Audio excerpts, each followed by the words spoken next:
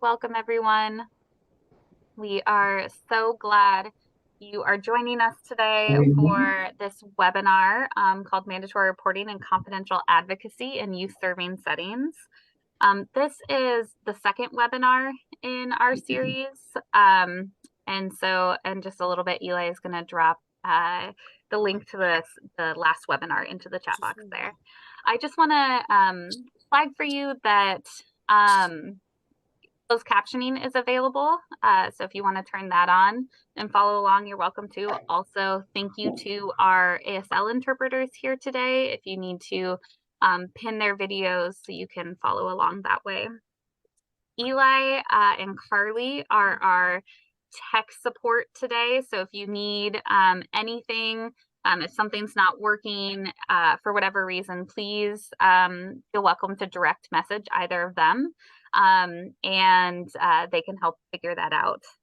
Also, you're welcome to, and we invite you to drop any questions you have into the chat box throughout the day. We will keep an eye on those and try and respond to those, but that will probably be the easiest way to do so. So real quick, wanted to offer a disclaimer that the information in this webinar is not offered as and does not constitute legal advice. And so just flagging that we're pulled from a lot of resources. We've compiled a lot of really great things into this resource and other ones. And so just want to flag that we're not offering you any legal advice today. Additionally, want to flag that as of last week, we released our companion resource to these webinars, the Mandatory Reporting and Confidential Advocacy Partnership Guide.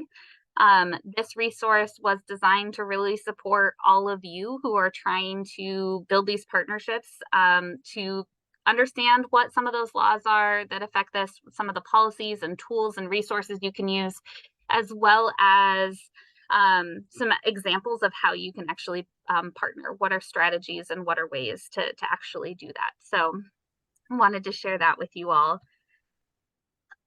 We also wanted to extend special thanks to so many of the people and organizations across the state who have really contributed to this bigger project, not just this webinar, the first webinar as well as that partnership guide I just mentioned, and our additional resource for people who do confidential advocacy for young people.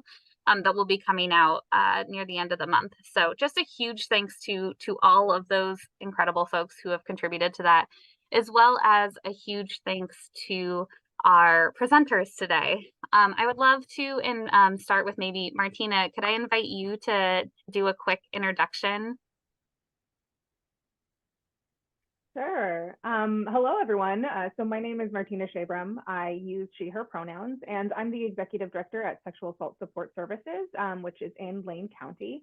We're one of Oregon's, we're one of two sexual violence specific agencies in Oregon. So I'm really honored and proud to be here. Thank you, Martina. Kate, would you care to go next? Sure. Good morning, everyone. My name is Kate Hildebrandt. I use she, her pronouns. I'm a civil rights specialist at the Oregon Department of Education.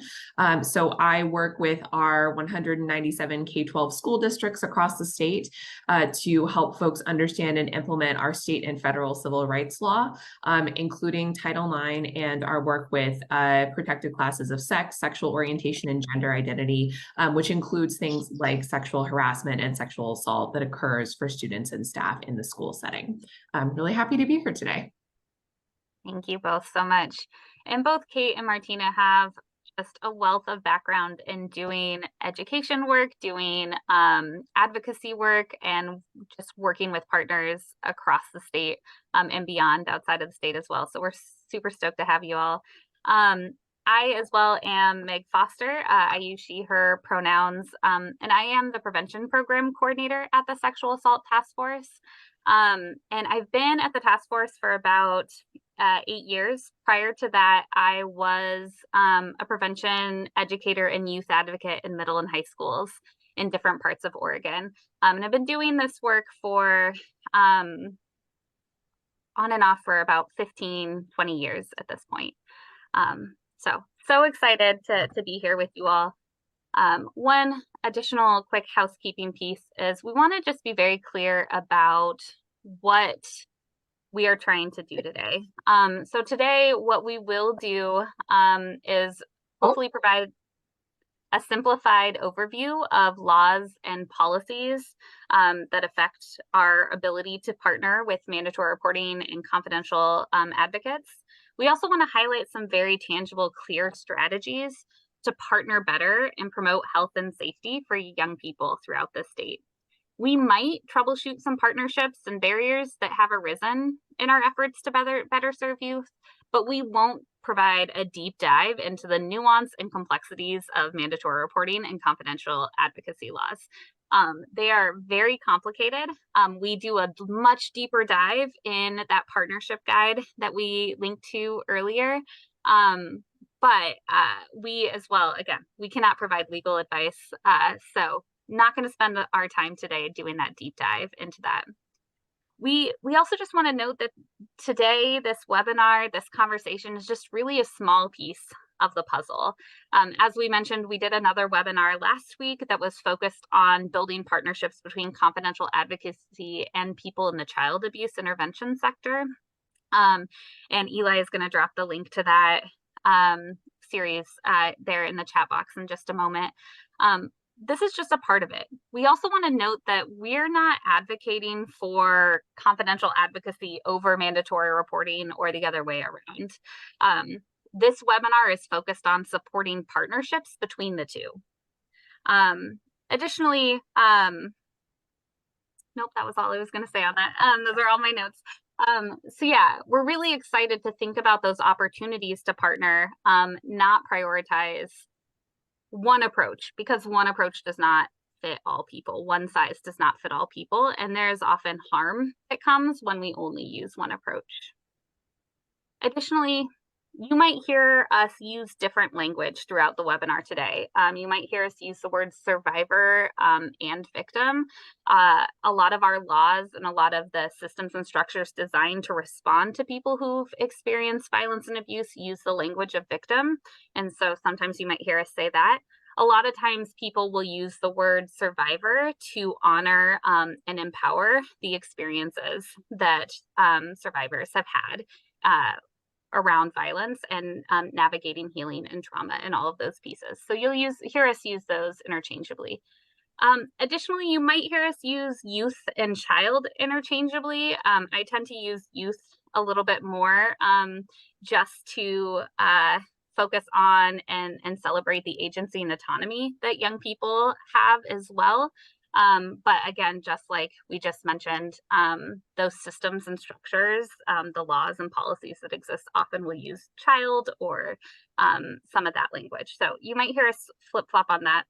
One additional note on language is that when we're talking about confidential advocacy, we are specifically referring to people in the state of Oregon who have not just confidentiality requirements in federal and state laws, but they also have privilege under Oregon state law. So a more appropriate term would be privileged and confidential advocacy, but we tend to summarize that or make that more succinct by saying confidential advocacy.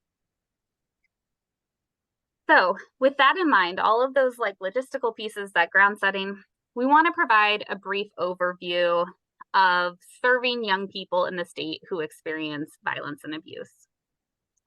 So I want to start by just naming that young people are experiencing multiple forms of violence and abuse in Oregon. Their lived experiences are complicated and complex.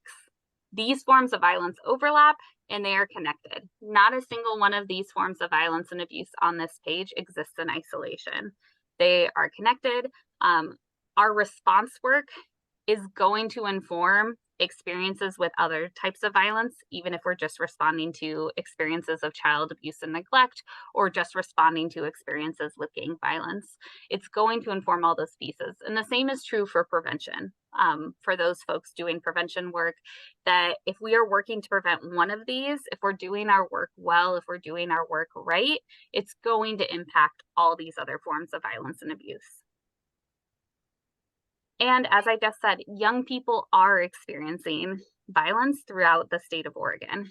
On the slide here is just some data from the Oregon Student Health Survey in 2022. And just flagging, right, that a quarter of 11th graders are acknowledging that they've been touched or grabbed or had unwanted sexual comments made towards them. This is really prevalent. Additionally, right, 23% of 8th graders are acknowledging that they have ever witnessed someone at school being physically, emotionally, or sexually harmed. Young people are experiencing this violence. Additionally, a 2011 study on sexual harassment of 7th and 12th graders found that 56% of girls and 40% of boys have experienced any kind of sexual harassment. We know that those numbers go up for folks who are non-binary, for LGBTQ plus 2SIA plus, sorry, I dropped that plus in there too soon, communities, right? That those numbers increase. Those numbers also increase for BIPOC communities and young people from marginalized groups. And so recognizing that this is really common and it is really happening. Additionally, not only is it happening, but young people are pretty consistently not accessing help and support for that. Far too often, young people aren't using established reporting mechanisms. The Oregon Child Abuse Prevalence Study that did a pilot in 2019 found that 47% of the high schoolers surveyed who had experienced abuse had never talked with anyone about their experience. This is supported by national evidence too. A 2016 report from the National LGBTQ DV Capacity Building Learning Center out of Seattle on the impact of mandatory reporting on help seeking and well-being of domestic violence survivors found that nearly half of people under the age of 18 said they did not seek help from someone for fear of being reported. So really, we're bringing this up to just name, right, that this is a problem. And when we can, again, not pit mandatory reporting and confidential advocacy against each other, but build better partnerships, we're going to make space and invite people in ways that we haven't historically.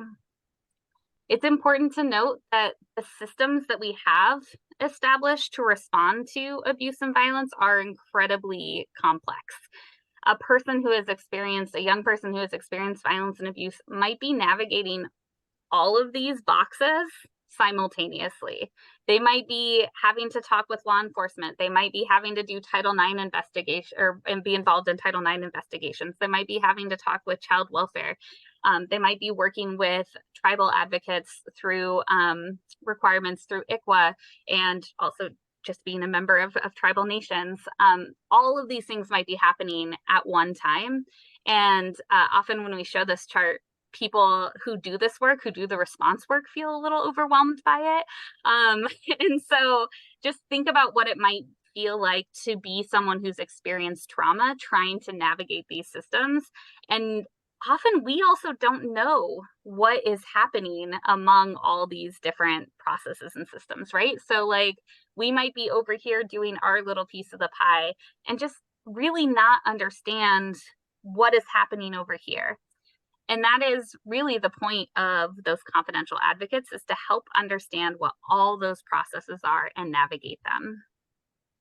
Additionally, right, this is just kind of this broad layer. This is going to vary by community. This might look different in your community. There might be additional players. There might be other folks not on here. This is just a kind of a brief synopsis of what folks are experiencing.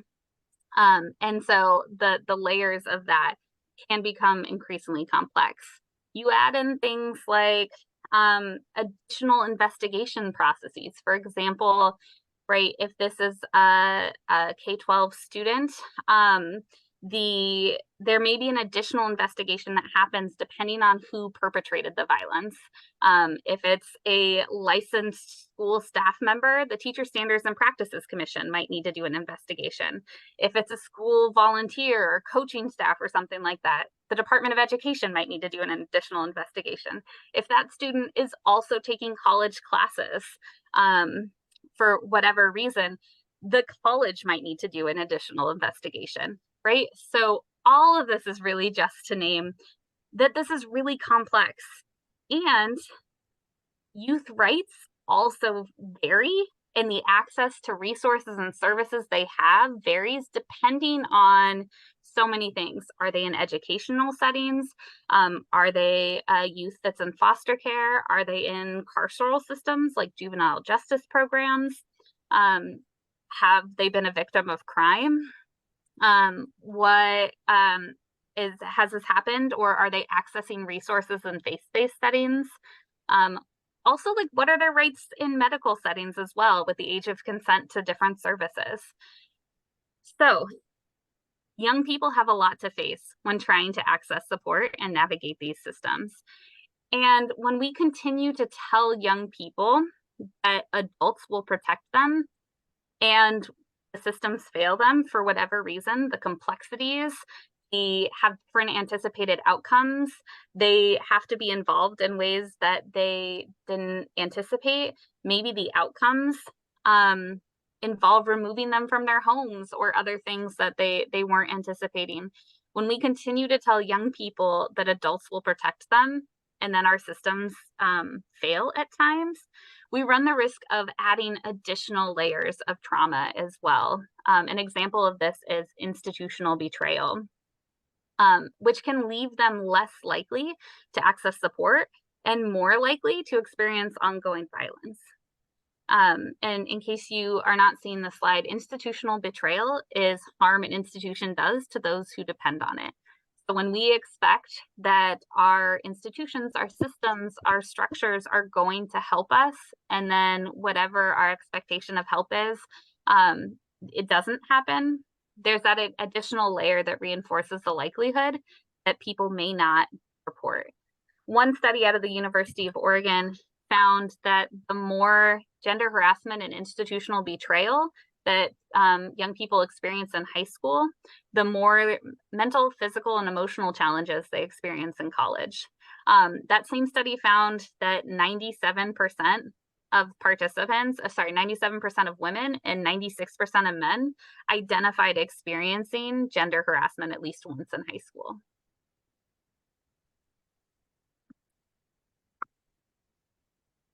So we have these models, we have these tools to connect and partner better. And that's where we're going. We're going to dive deeper into, like, how do we actually do these partnerships? How do we actually connect to services and build these robust models?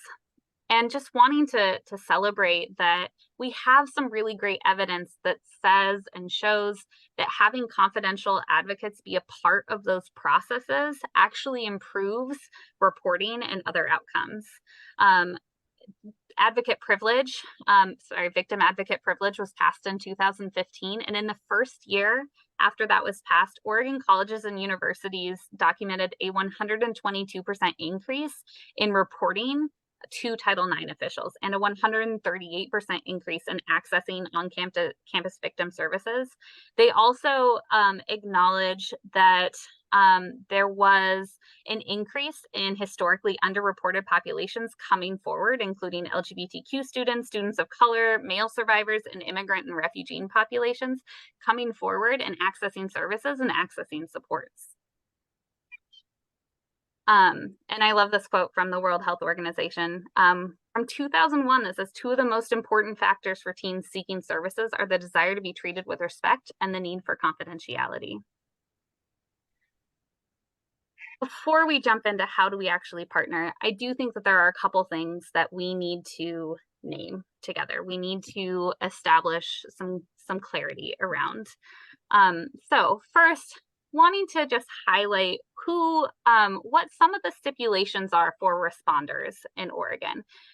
Here you have kind of 3 buckets. These are not the only buckets, but they're some of the main ones. So we have mandatory reporters of child abuse. We've cited the laws that kind of guide that there. But these are usually public and private professionals required by law to report suspected child abuse.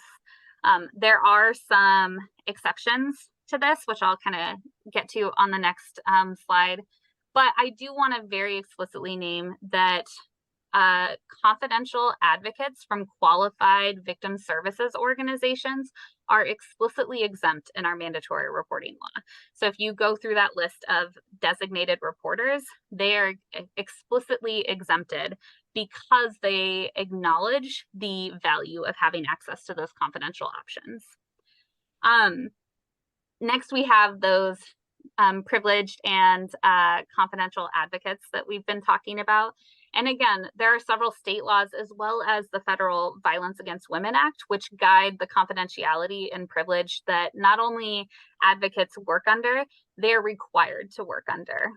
So just being very clear that those legal requirements exist for how they do their work based on that best practice and those laws across the country. And then finally, especially when we're talking about young people, it's important to name that Title IX reporters, which I know Title IX regulations have just been changing again. And so that language used to be responsible employees, and it's pivoted a little bit. So if you're like, I'm not up on my Title IX, we're just going to say Title IX reporters for the moment to just kind of to capture that and those language changes. But these folks are usually people in educational institutions that receive federal funding that are required to report that those disclosures of sexual and gender-based violence and harassment to the school district or campus's designated Title IX coordinator. I know Kate is going to talk a little bit more about this later and is definitely the one with the expertise on Title IX, so I'm not going to dive much deeper in that. But again, there are different requirements set out by law for all of these different layers. And that extends to again, those reporting obligations. And as I mentioned on that last slide, different folks, sorry, I just noticed that obligations dropped onto a second line. Sorry about that. But those different reporting obligations, and that there are exceptions to some of the mandatory reporting laws. And one of the pieces that is, I think, important to note is, for example, clergy have to report child abuse unless they learned of the abuse through privileged communication. So there's some interesting layers that go into mandatory reporting as well that don't make it as clear cut as many other things. And just want to offer, again, the complexities. It is important to note, though, that there are very clear safe supports that all of these different stakeholders do and can provide. So mandatory reporters, for example, some of the key safe supports that they provide is connecting young people with resources and systems that can help them. They also can provide trauma-informed reporting processes. We include some additional information on that in the partnership guide that's pulled from the Department of Education, who did some really cool handouts on trauma-informed mandatory reporting, how to do that well, how to do that thoughtfully to minimize that institutional betrayal. Mandatory reporters can also connect young people to other community resources, including confidential advocacy. Similarly, privileged and confidential advocates also provide safe supports. A lot of that looks like emotional support. They do that confidentiality. They help folks safety plan. They can help young people understand what their rights are and what their family's rights are when they've experienced violence and abuse. They can help do those connect-in pieces, right? Connect people to other resources, connect people, like actually do the warm handoff, not just give a brochure, for example. They can help young people navigate. You remember that chart I showed you with all the colorful boxes and all the systems, right? An advocate's role is to help them understand what those systems are supposed to look like and how to navigate all of those pieces, right? What's happening when? And they can assist young people in accessing things like transportation and safe shelter if needed. And then the big key one that I think most advocates would say is empowering the victims and survivors that they are working with to make the choices that are best for them, and to help improve their situation and decide what that actually looks like. I also just wanted to share that when we're talking about confidential youth advocacy, part of this bigger project around building these partnerships is doing a lot of data collection and working with OHA to put together a report on confidential youth advocacy in the state. But one of the initial things that we've learned is that young people are accessing confidential advocates for a wealth of things, right? They are reaching out to them for finding resources and getting referrals, processing experiences of violence. This includes after maybe a mandatory report has happened, after they've gone through any sort of investigations, but just processing and sitting with that experience of violence and how that affects their relationships and existence in their communities. Building healthy relationship skills. I know that was my experience when I was a youth advocate. A lot of times folks would meet with me and be like, I don't know how to talk to my boyfriend about this thing, or I don't know how to talk to my girlfriend about this thing. And just like, what do we do? And so building those healthy relationship skills and tools to navigate life. And then just like general concerns about life, like stress about tests and stress about other things. It just is like, how do I human, which I know as an adult human is something I struggle with on a regular basis. And so having access to like, how do we do these things are some of the most common things that youth are accessing confidential advocates for. And I'll share in just a few moments an example from Portland Public Schools that really PPS saw the benefits of having those confidential advocates and young people being able to access supports around all of these things. And I think the last thing I really, really want to know in terms of laying that foundation of like, let's clarify a couple things, is that whether or not minors can have access to confidential advocacy services. And again, not here to provide legal advice, but just noting a couple of pieces on how the language is written. Confidential advocacy resources are required to be available to anyone regardless of their identities. They exist. They're trained to provide victims and survivors information about their legal options and resources. So ensuring access to privileged and confidential advocacy can actually help young people be more successful at accessing their rights under Oregon law. So just naming that, and I'm curious, like Martina or Kate, if you had anything to add to these pieces around the foundation before we move forward.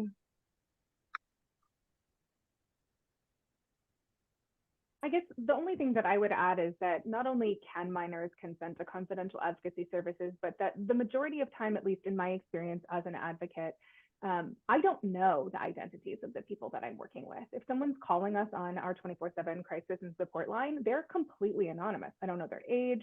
I don't even know if they're in this area. I couldn't tell us anything about who they are unless they choose to share that with me. So when we're trying to think through, like, how do we ensure that an agency like SAS is only providing services to the people who can access?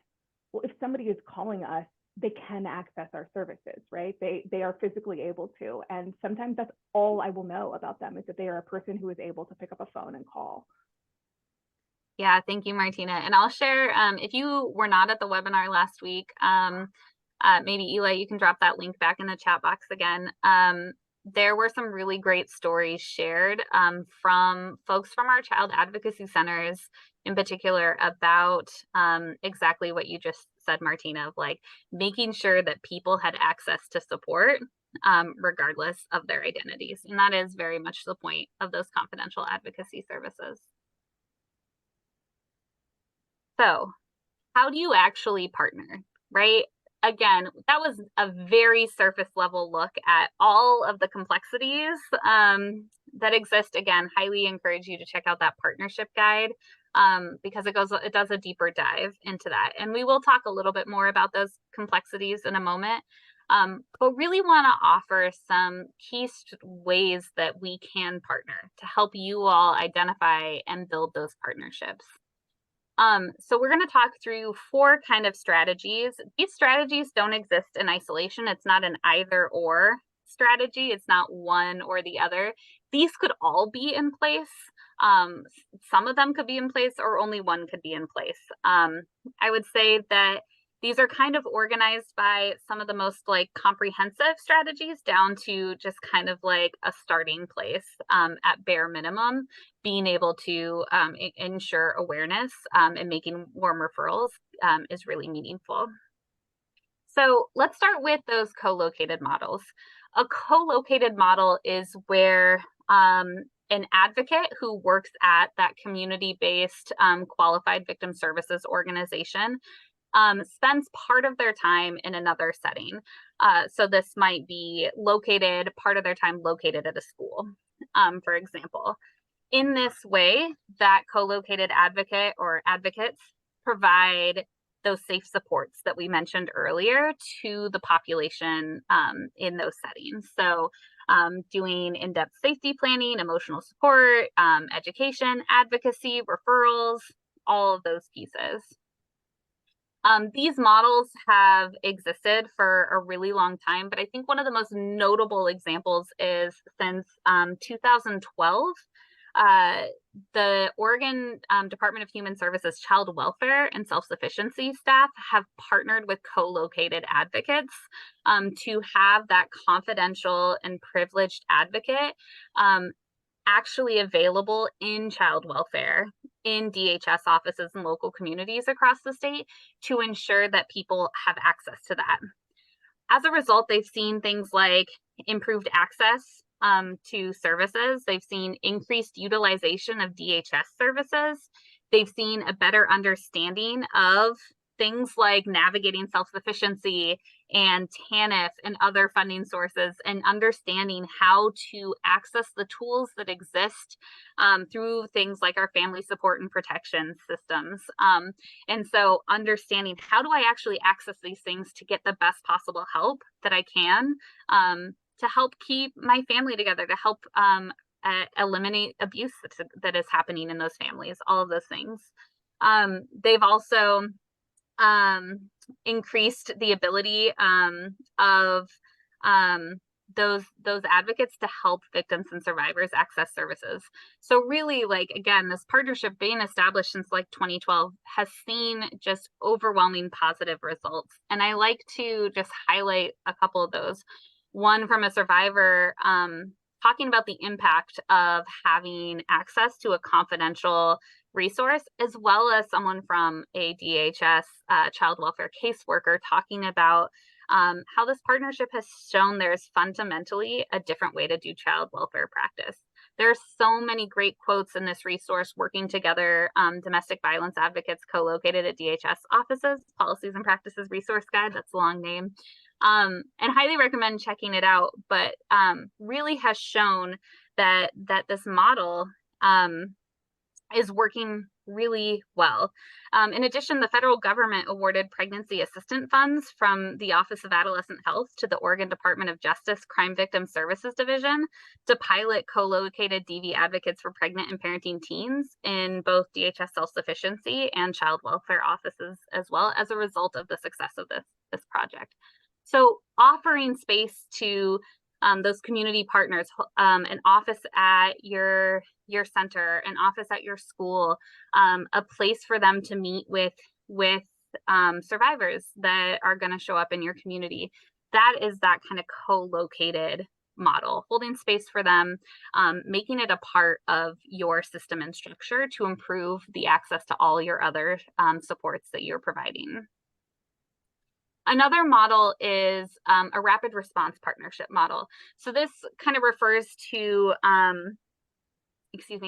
this kind of refers to as soon as maybe a disclosure or hearing about violence or abuse that happens, is automatically contacting a privileged and confidential advocate when that happens. So that advocate could come and be available and help that person, that young person, navigate what's going to happen now that disclosure is there. What kind of supports are available to them? What does a mandatory report look like? How can they be connected to all the resources that exist for them?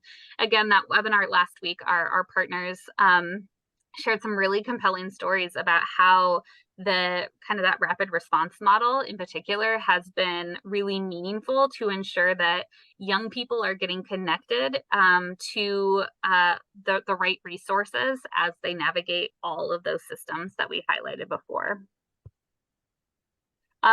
Similar to those co-located models, there is some really great evidence for success for having these rapid response models. One of the most notable is since 2015, Oregon law has stated that an advocate must be called when a sexual assault patient presents for a medical assessment at a hospital or other healthcare facility.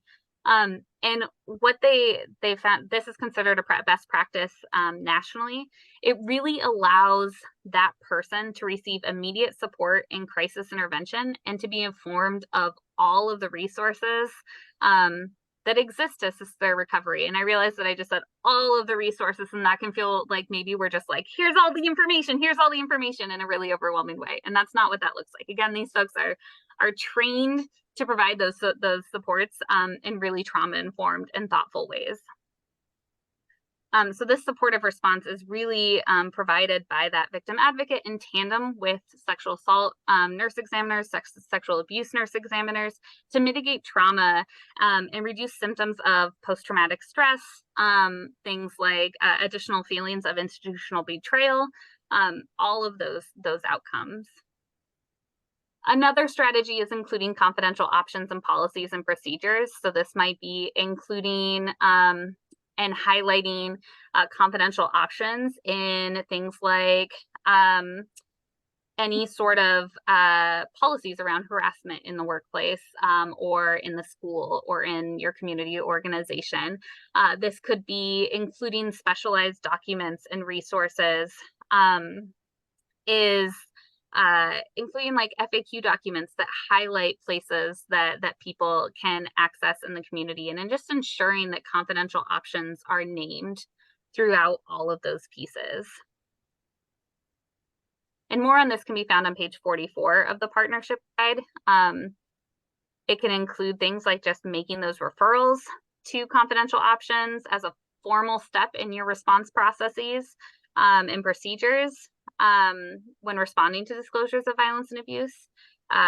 It could be when meeting any annual training requirements on things like mandatory reporting of child abuse, harassment, et cetera, inviting local confidential options to come and provide a short presentation on their services. It could be including these folks on advisory panels, on threat assessment teams or other community behavioral assessment teams to help ensure that that voice that is included. Yeah, lots of really great ways this can look like. We provide, again, more examples in that partnership guide. But want to highlight one just last partnership model. And this is, again, kind of the baseline of things that we can do to really help ensure that young people have these wraparound supports to improve all those outcomes. And that might include making those warm referrals like we were just talking about, but also ensuring awareness of what resources exist. So that could be, right, including local advocacy resources on various parts of your website, for example. This could be having brochures and business cards and other materials available from those local confidential resources to be able to hand out to folks when they show up. Specific to schools, this could be things like utilizing opportunities in educational programming. Although they're not in effect yet, Oregon's updated health education standards just passed, and in those standards, I believe starting in 8th grade, states that an indicator for education is that students should be able to identify community resources and other sources of support, including confidential advocates. That students can go to if they have questions about sexual safety or someone is being sexually harassed, abused, assaulted, or trafficked. So there's some really cool infrastructure that we can build on as well. Hanging up posters, sharing those visual materials, ensuring that people like staff on your teams, faculty and schools and other places are aware of confidential options and making those referrals whenever possible. We want to offer you a little more depth on these models and like, what does this actually look like in practice? So we're going to use education settings as kind of a case sample here. And I really loved one of our presenters last week shared that schools are such an important part of serving young people because they're there before anyone ever hears about the disclosure, and they're there after everything is said and done, right? And why it is so important that people who are advocates or people from those community programs are making sure that they're having good relationships with schools, and that so that schools know they can count on those confidential resources when the time comes. I wanted to highlight really quickly that in 2018, the Oregon School-Based Health Alliance partnered with 2 local domestic and sexual violence organizations, Raphael House of Portland and Volunteers of America Home Free, to have co-located advocates in 2 of the schools in Portland Public Schools. Over the course of it looks like about 6 months. I thought that was a year. Those folks provided healthy relationships education and advocacy services to 4,500 students, 200 plus administrators and teachers, and school-based health center staff, and 4 parents in just 6 months. And these services were recognized as not only really valuable, but PPS recognized that this project, having those co-located advocates, helped the faculty and staff in their schools understand skills and training and experience needed to better respond to students who are experiencing unhealthy relationships, violence, and abuse. It also prompted better coordination between different parts of Portland Public Schools, not even with the community programs, but within Portland Public Schools, different programming and different groups that are designed to provide support services in different ways. It prompted better coordination. They recognized that a key benefit for students was having more askable and safe adults available for them to access. They recognized that this program and having those community partner advocates co-located in the schools helped provide services that PPS did not have the capacity to actually provide, right? This helped fill some of those gaps. And as a result of this, PPS is now involved in community family violence coordinating efforts, particularly in Multnomah County. It's the Family Violence Coordinating Council. But throughout the state, every county is required to have a sexual assault response team. Every county is required to have a child abuse multidisciplinary team. And these are ways to help ensure that schools are key voices in some of those processes as well. And so I want to pass it over to Kate, so y'all can stop hearing me talk, but also to dive a little bit deeper into what does this really mean for schools? Thanks, Meg. So I want us to just talk a little bit about what this kind of looks like on the school and district level. Obviously taking a broad lens, because I want to acknowledge that every school district is going to look a little bit different around the state.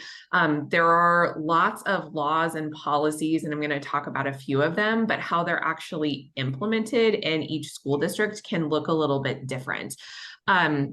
And so if you already work in a school or closely with schools, some of these policies might be really familiar to you. And some of them might be less familiar. Even folks that work in schools and districts, depending on your role, these might be things that you don't engage with every day or that you've never engaged with. And so sometimes it can be surprising to learn that not everyone in a school district might be familiar with all of these policies. And then you might have some folks, and sometimes it's even an unexpected person in a district who is really, really familiar with all of this. If you work outside, if you work at a community organization, if you're a parent or a caregiver of a young person in a school or district, or just an engaged community member, again, some of these things might be things you are really familiar with, and some of these might be brand new systems. So when it comes to responses to sexual violence, sexual harassment, there are a lot of policies that school districts already have to follow. So Title IX is one of the ones that we've mentioned several times in this webinar. Title IX is a federal civil rights law that prohibits discrimination based on sex, sexual orientation, and gender identity. And it covers sexual harassment as well. Sexual harassment includes sexual assault, sexual violence, as well as kind of a broader scope of things in there. And this is something that has been a significant part of Title IX for a long time because of really just the extreme amount of incidences that have occurred in schools, and thanks to a lot of activism from young people and from families that really have brought this to the forefront of Title IX and our civil rights law work. So Title IX requires that school districts have specific policies related to sexual harassment. So they have a specific definition. It requires that they have to do specific things to respond whenever sexual harassment happens, whenever any school employee knows about it.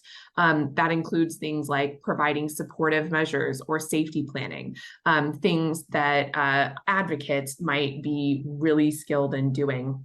And so the school is already required by law to provide some of those. If they're also required to, do investigations, take certain steps, and then remedy the harassment if it's substantiated. This usually means that schools will have a specific Title IX policy and a list of what they're required to do, as well as specific personnel, specific training, which we'll talk about in a minute. In addition to that federal law, Oregon has our own state law related to sexual harassment. And so we often call this our Oregon sexual harassment policy. In some ways, it's similar to Title IX. It defines sexual harassment, requires schools to do specific things like respond to, investigate, provide those supportive measures again. And provide documentation and information describing the rights and options of students. So those two policies have a lot of overlap, and that means that whenever a student experiences sexual harassment, when they report it to their school, the school has specific things that they're required to do.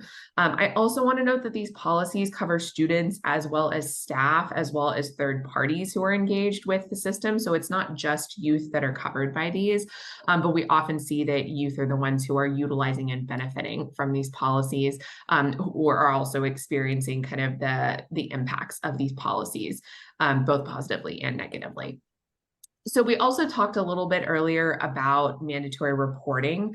And so we know that when any school employee, any of those officials learn about possible child abuse, which includes sexual abuse, sexual violence, some of the things under there, then they're required to make a report. There's also a school-specific law, which we call our sexual conduct or potentially sexual misconduct rules. And this applies to any sexual conduct, which includes sexual contact, written communications, verbal communications, digital communications, just any general sexualized behavior that occurs between a student and a school employee, contractor, agent, or volunteer.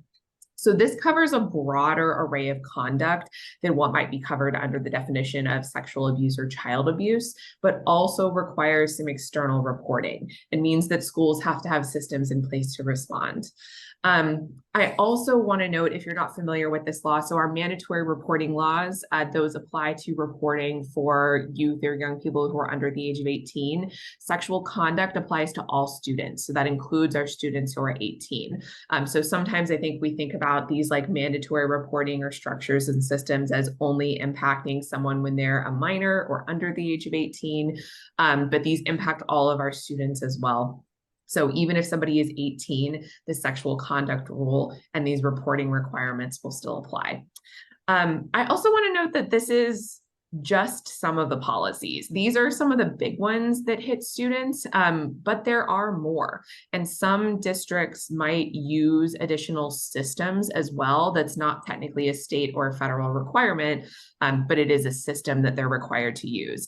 One example is a lot of our districts in Oregon use this process called SIRC, which is a Sexual Incident Response Committee. And this is a process that was developed here in Oregon that a lot of schools use to respond to any kind of sexual incidents, included but not limited to some types of sexual harassment, sexual violence, and that has a specific process and procedure that overlaps with all of these policies.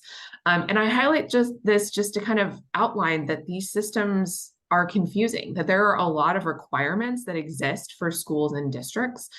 School officials are familiar with these requirements, and it still can be confusing for them, even if they're really familiar. So also imagine how confusing this can be for a student, for potentially their family, if they're involved with, likely in most instances, it's going to be more than one system because we have multiple overlapping policies. This is also something that where advocates can be really beneficial because they can be experts in understanding and helping folks navigate these systems. And a lot of the things that advocates are trained to do are things that are required by these policies, like providing supportive measures and safety planning, like helping students understand their options and the different systems. So there's a lot of kind of potential ways that confidential advocacy can be easily and seamlessly inserted into these systems to provide support and to do the things that schools are already required to do by state and federal law. All right, so on the next slide, we're going to look a little bit about who is involved in all of these systems. And under these 4 policies, there are kind of specific people that are tasked with implementing these at the school or district level. Under Title IX, we have our Title IX coordinator. So if you're thinking about from, you know, a systems perspective, or you're looking at the outside, like who do I want to connect with in my district? A Title IX coordinator might be a person to talk to. Every district is required to have a Title IX coordinator, and they're required to post that information on the school or district website. So that should be something where you can find and easily access who that person is. Commonly in Oregon, this is a position that is, it's very rare for this to be a solo position, for you to have one full-time Title IX coordinator where that's their only job. In some larger districts, that might be the case, but in smaller districts especially, it's more common that somebody has dual roles. So it might be the HR director, the superintendent, especially in smaller districts, it's really common for the superintendent or someone like that to be the Title IX coordinator. And so sometimes if you can't figure out who the Title IX coordinator is, going to one of those roles might be the right person. Under the sexual harassment policy in the state, we don't have a specific designated person like a Title IX coordinator. So investigations are often done by either the Title IX coordinator or by our building level admin. So our principals, our other folks like that. For our mandatory reporting system, so the obligation to do a mandatory report lies with the individual reporter. So oftentimes if a school employee is making a mandatory report, you know, they will be the ones that are calling law enforcement, DHS, etc. But they may also be asking for help from their district. And sometimes districts have specific policies they want staff to follow to integrate, you know, we want you to report this to your building administrator, for example, in addition to making a report. For sexual conduct, schools are required to have a designated licensed administrator who receives reports of sexual conduct, and that person is actually the one responsible for making the external reports. But that does mean that there is a designated person who works with that. Now, they may or may not have information about who that designated person is, like on the district website, things like that. But there is a designated person requirement. Generally, the easiest person to find is probably going to be the Title IX coordinator. But also in some districts, Title IX responsibilities are kind of delegated out at school level, at the building level. And so sometimes it may not even be the Title IX coordinator who's doing the majority of those. I also want to acknowledge a couple of things that can make this a little bit more complex. And again, highlights why it is so important to have folks helping us navigate these complex systems. For our sexual harassment, our Title IX and state requirements, and then our mandatory reporting requirements, some districts do a really good job of overlapping these policies because it's possible you might have one incident that falls under all 4 of these, even potentially. or one or two or multiple systems. For other districts, they don't overlap these different processes really well. So they might keep their sexual harassment process, their kind of student on student harassment process separate from what occurs if we have an adult or, a school employee, someone like that who sexually harasses or harms a student. And so sometimes those things can even get confusing within the school system, depending on how well district administrators are trained in overlapping those and how they've integrated those seamlessly. So I think, again, just want to highlight that there are people that schools are required to have, and that these systems are really complex. And so even those who work in the school district or system may not have a full knowledge of what is going on and what all the different policies and processes are. So on the next slide, just want to offer a little bit of more information about where this can fit into the system, and then we'll hear from an actual case example about how this went. But one thing that I think can be really important is identifying some of your possible entry points into the system. So identifying who are your champions or potential partners in the district. The Title IX coordinator or those designated officials that I just talked about might be some of those good people. Sometimes you might also think about who's responsible for safety planning, support, who's kind of providing this. School counselors or a school psychologist, behavioral intervention folks. Sometimes they are really involved in these processes because they're providing some of that kind of on the ground support, filling in for some of those roles.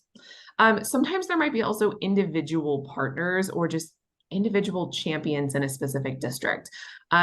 There's a district that I worked with, for example, that had a teacher who was just very individually passionate about this work. And so that teacher had helped start a student group that was in response to some student requests about, so I think it was a, students against sexual violence type of group, and the students were doing awareness activities. The teacher was really supportive, really advocating on behalf of the students.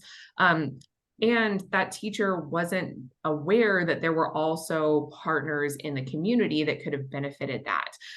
But when the community organization that was local started working with the district, then the teacher was like, oh, here's a good partner for me, and then made themselves known to the partnership. So sometimes I think there can be those people that are already working, and it's not always obvious who they are. So sometimes that might mean, do you want to look and see if there's already a student group that exists, that has a page on the district website or that has an Instagram account that's already doing some work that we could provide support to? Or just as we start getting integrated into the district, people might make themselves known, and that can be really, really helpful. The last thing I want to offer is, again, just knowing that each district is going to have unique dynamics and unique processes. So doing your research and getting involved and kind of not making assumptions going in can be really helpful to building that rapport and maintaining those relationships. I also want to highlight that some districts or some of your designated individuals are going to have a lot of openness to this process and going to be really excited, and others might have some apprehension or fear. And so all of the things that we've talked about today and that are in the partnership guide, for some of them, just knowing what the laws and policies, they might not be aware that confidential advocacy is something that is supported by our state laws and that has a lot of good benefits. For others, they might be inspired by knowing what the research is. What are these examples that have happened across the state? So just knowing that other school districts have done it and have had successful models can be really helpful. So I encourage you to kind of use the information today to, when you're talking with folks, and also approaching that again from a place of humility, that there's a lot of intricate dynamics going on in the schools and districts. And really important to approach that from an individual personal level, because every district looks a little bit different. All right, and with that, I want to hand it over to Martina to share a little bit about a partnership example. Yeah, thank you both so much. And I'll say just to start with that so many of the things that have informed the partnership that I'm going to share about have also really already been discussed today. I mean, Meg was a really critical partner for me in helping make this happen. And so I feel like by virtue of being in this conversation, folks who are here are already like many steps ahead potentially of where I was when I started muddling my way through this. And that's really exciting just to imagine the possibilities there. So my task is to share what sort of SAS's partnership with our local school district looks like, and the lessons that we've learned in the process, and sort of like some recommendations or some guidance that I would offer from my own experience. And obviously I'm speaking from the community agency perspective. So folks who are here in different roles are going to have really different experiences or really different like avenues into which they would engage this process. And that's especially going to be really different from the perspective of people on the school district side, right? Like that is a different beast, as we'll talk about. But I will also say that I do have some insight into the school district side of things because I was formerly an elected member of our local school board. And so I got to see things kind of from a number of perspectives, which has been really helpful for me. And I'll also say, like, we are still in the pilot phases of this partnership. So this is more like lessons learning than it is lessons learned. And all of this could change in 2 years, but I do really hope that the sort of core elements of this will remain the same. Okay, so what is this partnership?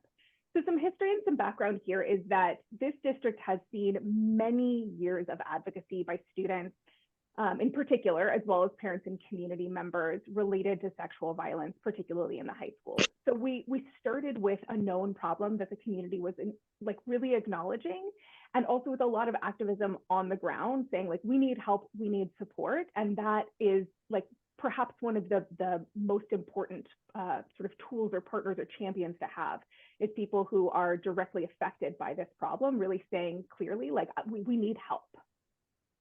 And in fact, in my previous job, before I worked at SAS, I led a youth leadership program with young people in this district. And a lot of what I learned about what they were asking for and what a beneficial partnership would look like for them really was from those kids. So like when I think about what it means to have this SAS partnership and how we've sort of created it and what our goals are, it really comes from what those students taught me and what they said to me like day in, day out, they really wanted.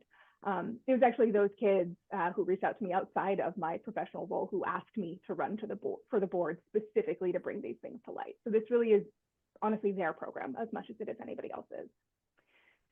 So knowing all this activism was happening over the past 2 years, our district had begun experimenting with a number of forms of nonprofit community partnerships. Prior to the pandemic, even, they were really proactive about acknowledging some of the challenges that were being faced by students. And they were really trying to get creative with their solutions. And then pandemic obviously changed a lot of things and laid a lot bare. And during the return to in-person, we saw a really big uptick in like extreme distress amongst the kids in our area. Uptick in suicidality. We had a cluster of young people who died by mental illness. And some increased reports of sexual harassment, sexual violence, increased distress. We were seeing more instances of like online sexual harassment being really public and really visible in ways that were really upsetting to a lot of folks. So the district had leaders who knew that they needed to bring in more supports. And I think, as Meg has said already today, knew that like they couldn't provide 100% of those resources, right? They just can't. And so bringing in an outside party was one of the ways that they were working to fill those gaps. So we really built on some of the work that the district had already done with both our local mental health crisis agency and our substance use disorder agency, which had these sort of partnerships in the high schools already, and kind of built out with the support of some school board members after I was off the board, and the superintendent and some other folks who were really engaged in the work to sort of like talk about what would they want, what would it look like, what could be helpful. So I presented like, here are the many things SAS could potentially offer. Like we could start with the small and just do education and training for staff at all levels. So offering technical assistance, offering classes, offering resources. We could also do that for students in the high schools. We could do errands law presentations. We could do healthy relationship education.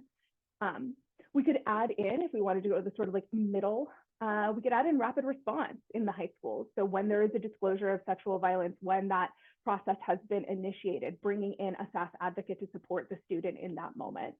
Or we could go like real big, and we could also add in having co-located advocates in the high schools. And the district was like, let's do it all, which is amazing. And I think really demonstrates their commitment and excitement, and really how vital they think it is to bring in supports for students. But that also means that we started big, and starting big is really hard, right? Like we really jumped into the deep end. And that has meant that we've had to work a lot of the challenges out like in real time, already having sort of this goal of like a really high level of service. And that is truly challenging. So for the past year and change, we have been hiring youth advocates. We've been building capacity both internally by doing training and education here, also preparing for the kind of training and education and resources that we would be offering professionals and students, doing outreach to just sort of like help people understand what we are, working with administrators to build the systems that are necessary, et cetera. So with all of those things, I do have some lessons that I feel like I have learned that I could offer to everyone. So I'll sort of walk through what we've learned by talking about some of the challenges that we've faced. So the first is, and maybe honestly the most important lesson, is that we really needed to start from the start, a lot of the stakeholders involved. I have this kind of like presumption, because this is my work, this is what I've been doing my entire career, I think about this all day, every day, that like everyone already knows what we do. Everyone already knows how important this is.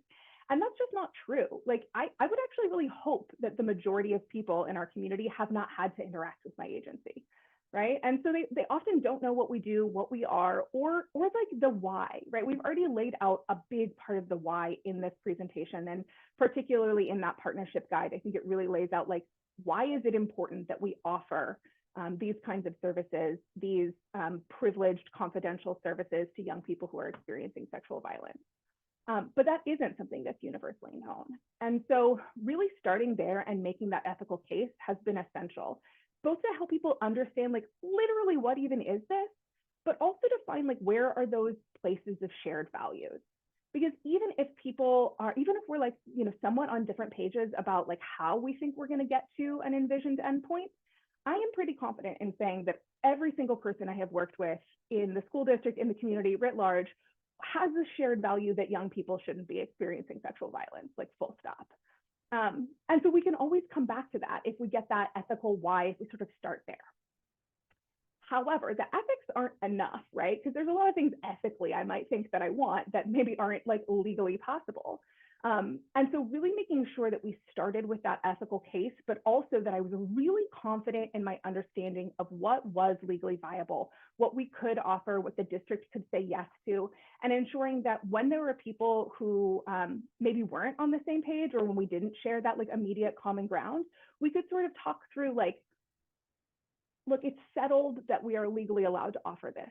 So now that that's out of the way, what could we do to make this more functional, more viable, more comfortable for everyone involved, instead of arguing about law? Like, I'm not an attorney, right? So I'm not the person who should be arguing about the law. So being able to be really confident in that, and then just being able to say like, that is what it is, let's move forward, was really important.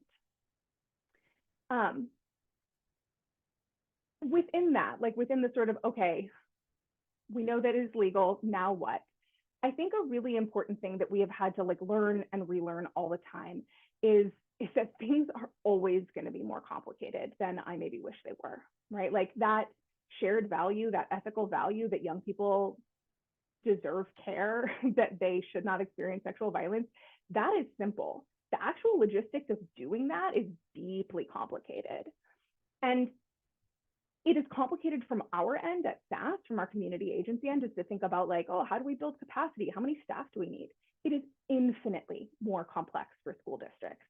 And that's something that I have really had to continually remind myself, remind my staff, remind all of us, when sometimes we do get frustrated, right? Because we want it to be easy, but it isn't, right? These are potentially some of the most complicated systems we could work within, right? Schools are providing like a core civil right to young people and acting in loco parentis. Like that is such a huge responsibility. And so as a community agency, when I have found myself getting kind of like frustrated or antsy or just wanting to move forward faster, reminding myself of that has been really vital.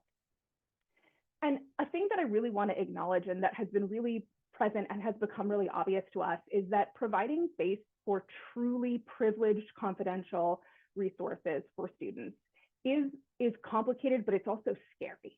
And that's for really good reasons, right? Schools have like legal, ethical, public relations, logistical, all of these liabilities and systems that they have to work within. And most of that is set up around a construct like of disclosure, right? Like mandated reporting or reporting as sort of a fundamental and core element. And that is in a lot of ways a really positive response to the culture of silence that has been so prevalent for so long. It is good that we now have a response to that says like, no, you are not permitted to remain silent. However, it is also important, as we've seen today, that we have access to privilege and confidentiality for young people.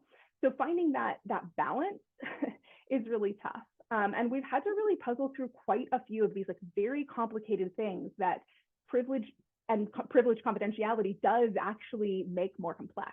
So suicidal ideation procedures, what do we do with that? We are confidential privileged advocates. It doesn't matter if a person says that they intend to kill themselves. We cannot break their confidentiality. So this again goes back to the like knowledge of the law and really helping people to understand that like privilege doesn't bind my clients, it binds me, right? It's on me that I am legally required to maintain that privilege. Even if in a moment, if a person says that they intend to kill themselves, like I don't want to send them out of my office, right? Like that would not feel good.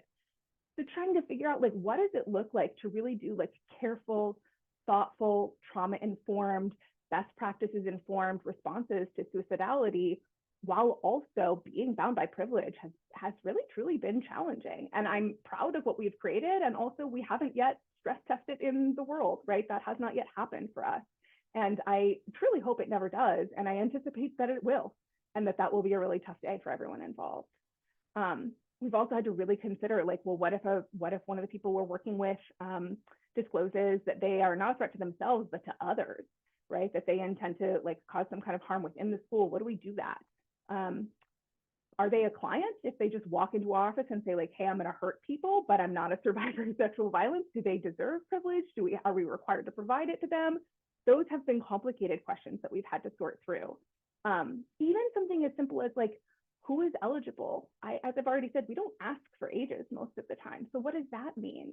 Where on campus will we meet, right? In our school district, students badge in and badge out of every place they're in, right? So they're tracked with their student ID so that parents, teachers, administrators, everyone knows where they are.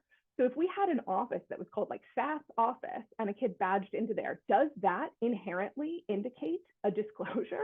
We had to really clearly write into our contract that it does not, right? That any person can access our services, whether they're a survivor or not, whether they're experiencing sexual violence or not, right? Whether they're just like hoping to provide support for someone, so that it couldn't be the case that like watching a student walk into SAS would be tantamount to a disclosure and therefore something that another school staff would have to report, right? Like these have been really complicated things. I'll also just say that fingerprinting has been like a very giant hassle that I still have not completely figured out. So again, with the like sort of lessons that we are learning, what I would say is, if you are in the process of trying to set up a partnership like this, regardless of what sort of like what side of the continuum you're on, right? Whether you're community agency, school, whatever, starting by looking at like some of the models that your district has already used is really helpful. We were able to sort of draft on a lot of the things that our other community partners had done in our schools. And then also that really demonstrated the places where like the difference is significant, right? Suicidality, privilege, like those things are substantially different. And it gave us some chances to sort of puzzle through those while already having a little bit of a map. And so that really leads to the next big takeaway. And Meg, I'll actually ask you to go back one real quick, sorry. Which is to say that connecting with those other agencies and other experts also means connecting with legal experts. Because again, I'm not a lawyer, I'm not an attorney, I don't have that expertise. And so ensuring that I not only understood the law, but that I was writing it into clear, consistent, and defensible process and procedure was essential for me. Because ultimately there's gonna be a moment where someone challenges this, and I'm gonna need to know that I can come back and say, here's what our process and procedure was.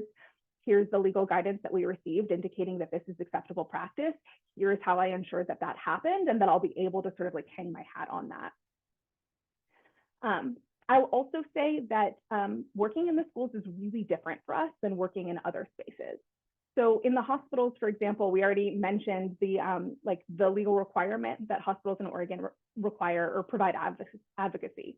Schools don't have that requirement. So if we walk into a hospital and we see clinical staff who's resistant to us being there, we can say, I really understand that you're not comfortable. However, the law says that we're required to provide advocacy to this survivor. So I'm going to need to step into the room and have a quiet conversation. We can't do that in the schools. And that is just kind of like a relational shift in sort of who we are and what we are. In a hospital, if a client wants to walk out, as long as they're not under arrest or on a psych hold, we can help them walk out. They're not legally obligated to stay. The hospital can't make them stay. We can help them walk out. We could not do that in a school, right? Like that would never be acceptable for us to be like, come on, kid, like let's walk out. No matter whether they have like open campus, whether that student is allowed to walk out, we could not be part of that. So those have been interesting, just like differences in how we approach things. And then the final big one here is understanding again that schools are so complicated. We had to really get comfortable, and honestly, I don't think we are really all the way comfortable with how much change and discontinuity there is, right? Staff changes, positions change, departments, unfold and refold and get reconstituted. People don't respond over summer break. Those are things that are really challenging for that outside partner. So it has definitely been something that we have had to make sure we have written in, like who is our point person? Who can we call? What do we do if that person isn't calling us back? What do we do if that person's job has changed and we like didn't actually know it? Those are all things that I would recommend really thinking through in advance. All right, now we can pop forward to the takeaways. So my big takeaways from all of these lessons that we have learned and are learning, and I don't know, will learn in the future, who's to say, are just like these sort of handful of things. The first is to remain grounded in the fact that the presence of an advocate is not meant to relieve the district of their responsibility to reporting and response procedures, right? No advocate program should be designed for that. It's not meant to be an end run around those procedures. And we need to know that, and we need to frame our discussions around that, because there are going to be people who I think for very good reason feel that that may be true, right? That privilege and confidentiality feels like secrecy. And that's scary, like particularly for folks whose job is to, I don't know, like gather evidence to make a case. I can imagine it being really awful to hear like, okay, but except for this one space, there's going to be a lot of evidence and you're never going to be able to know what that evidence is. Like that is really disorienting. But reminding people that like that's not what we're there for, and that in fact, in my experience, if young people are seeking out services, it's because they don't want to keep a secret any longer, right? They want help making a disclosure. They want help seeking out services. It just might take some time. It might look different. It might not be on the very first day. It might take a year. But for us, for our perspective, waiting that time and ensuring that that young person is able to consent and able to truly be in charge of their choices is more important to us than the speed that would happen if there was a mandated report made on that day. Also, every single other person on campus is a mandated reporter. So they have a lot of other options, right? And we can help them access those. Also reminding ourselves that this isn't actually creating something new. It's just providing new avenues for access. As I've already said, young folks access our services all the time. Teachers call for TA all the time. We're not building some completely new thing that is like unheard of. We're just showing, like the district is just showing by virtue of having a contract with us that they value creating easier avenues for students to access those services. I will also say that one of the big things that, again, has been a reminder for me is that this is really scary. And people get scared of this because it's scary. I'm a nerd to that, right? Like I'm so numb some days that I forget how horrible this is. But people are afraid to talk about this because they're afraid to acknowledge that young people experience sexual violence. And we should be. That should be something that horrifies all of us. It has really softened my heart often to see how uncomfortable people are and to remind myself that like they don't spend all day in this horrible pit of sadness that we do, right? they're doing a huge job by breaking the culture of silence within themselves even, and that one of our jobs potentially is to be there for them in that moment and to help them work through that discomfort. Breaking down those barriers, both internally and for the district, really demonstrates how important they find it, and that's powerful in and of itself. So even when I have felt frustrated because I felt like, oh, what we're doing isn't perfect, or it could be better, or I wish we were doing more, I've also had to remind myself that if there is a young person who simply knows that they have access to our services, that in and of itself is a benefit, right? That in and of itself is potentially disrupting some of the institutional trauma they might be experiencing. And we've done that with other things, right? Districts have done that with mental health crises. They've done that with substance use. They can do that with sexual violence as well. And the final thing that I will say is that this is the long game, right? Working with kids is the long game. And sometimes the discomfort means just letting that game play out a little bit. I'm not a patient person by nature. I want this to have been done yesterday, and it's not going to be. We're working with kids throughout their adolescence. We're working with the goal of helping them become healthier, happier, safer adults. That takes time, and we need to be willing to wait for that to play out and experience that alongside them in order to understand whether or not what we're doing is successful. So that is what I would leave everyone with, and hand it back to Meg. Thank you so much, Martina, and thank you, Kate. It's really exciting to hear both of you talk because I agree with you, Martina. I do think there's a shared goal that we do not want kids to be experiencing this. And there is so much promise in creating partnerships to ensure that everyone is having access to those safe supports. So thank you both. We want to leave you all with just a couple of resources. Eli is going to drop the slides back in the chat. Those went out with the email I sent this morning, but want to make sure you all have those as well to reference back to. One key resource, as we keep referring to, is that partnership guide. And again, lots more depth than we were able to provide on how to do this. There's sample MOUs, there's samples from school districts and community partners across the state. We'll also flag again, webinar 1, a lot of what you were talking about, Martina. The folks, two of the presenters were from Douglas County, and one is from the local DVSA program and one is from the local child advocacy center. And they talked a lot about how they partner and what that looks like and how they coordinate with the school, and just like really great additional examples for how to do this work. So highly recommend checking that out along with the partnership guide. Additionally, for folks that do confidential youth advocacy, again, by the end of the month, we will be releasing a working desk reference guide for youth advocacy. It will continue to grow and morph because, as we highlighted here, this is so complicated, and it's already 111 pages long, and there's so many things that aren't in there. So wanting to continue to grow and add to it, but hopefully it'll be a good start for helping make sure that all of those systems that you were highlighting, both Martina and Kate, are a part of it, and people can understand those. Additionally, I wanted to share with you all, and thank you for dropping that link in, Eli, the Oregon Health Authority Rape Prevention and Education Program put together a really cool resource map that allows us to navigate Oregon Student Health Survey data and other indicators across the state, but also includes this layer, which lets us look right in the communities that we are a part of and identify all of these different resources and tools that we can begin connecting with, right, if we're not already. These are just some of the resources that we included in this presentation. I believe the partnership guide has 2 pages of citations and really great resources added to it.